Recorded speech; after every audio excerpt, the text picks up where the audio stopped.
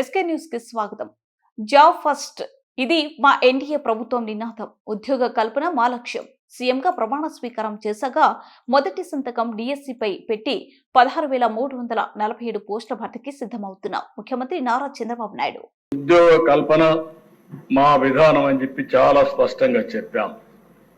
అందుకే ఈ ప్రభుత్వం వచ్చిన మొదటి సంతకం మెగా డిఎస్సి 16,347కు సంతకం పెట్టాం.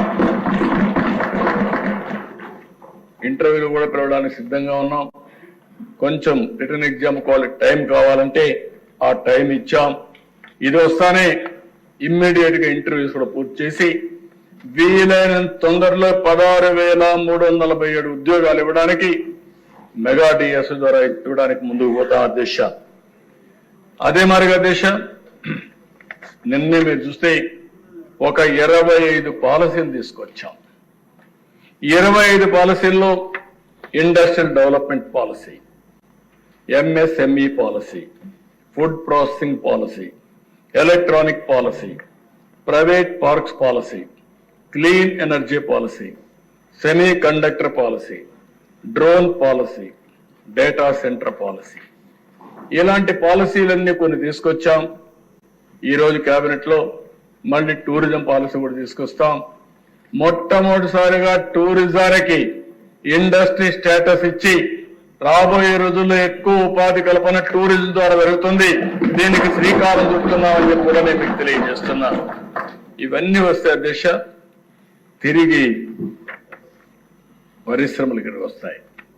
నిన్నే మీరు చూశారు, ఎస్ఐపివి మీటింగ్ పెట్టుకున్నాం. నేను డిప్యూటీ సీఎం మంత్రులందరం దగ్గర 85,000 కోట్ల రూపాయలు పెట్టుబడులకు క్లియరెన్స్ ఇచ్చాం. 35,000 ఉద్యోగాలు వచ్చే అవకాశం ఉంది. దానికి నిన్నే శ్రీకారం చుట్టాం. ఇది కాకుండా దిశ నేను ఇవే కాకుండా ఇంకా కొన్ని ఉన్నాయి. అవన్నీ మీరు చూస్తే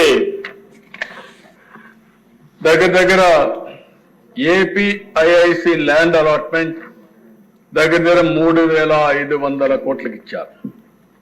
దీనివల్ల 9,573 ఉద్యోగాలు వస్తాయి. నిన్న మేము చేసింది ఎస్ఐపిబి ఇన్వెస్ట్మెంట్లు 85,000 కోట్లు చేశాం. దగ్గర 34,000 ఉద్యోగాలు వస్తాయి.